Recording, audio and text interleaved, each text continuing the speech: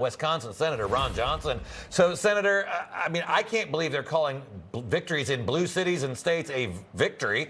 So it was supposed to happen, but they needed something. So now they're using this as leverage to hold out even longer on the shutdown? Well, we'll see what Democrats do here. They're always emboldened. They're always praising because they have the legacy media in their back pocket. I mean, they've got, all these broadcasters always amplifying their message and beating up on Republicans. So that just, again, that emboldens them. And I imagine the result from Tuesday does it even further.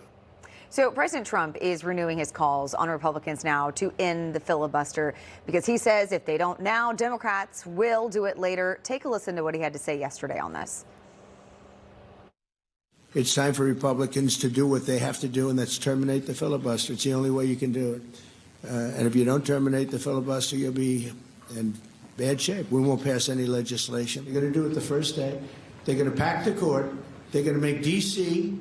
a state, and they're going to make Puerto Rico a state as soon as they attain power. Now, if we do what I'm saying, they'll most likely never attain power because we will have passed every single thing that you can imagine that it's good. Yeah, and that was the president speaking at yesterday's breakfast for Senate Republicans. I know you were there in the room as well. Do you agree? What do you make of blowing up the filibuster?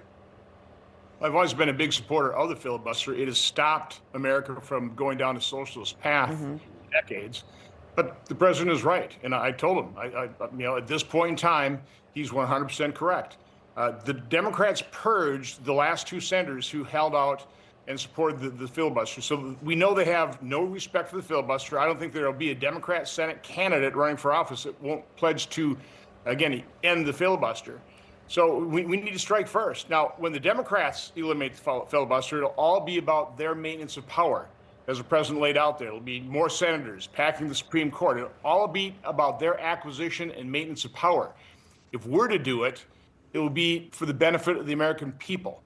We'll further secure our border. We'll secure our elections. I would love to sit down with Democrats to repair the damage done by Obamacare and transition to a system that actually works, rather than continue to throw hundreds of billions of dollars at a completely failed system. We're having a hearing today in my committee on assessing the damage of Obamacare. If Democrats would actually acknowledge that, admit what a miserable failure Obamacare is, we could fix that for the American public. So again, I hate the fact that Democrats are going to blow up the filibuster, but they will. We have to acknowledge that awful reality, and I think we probably need to act first.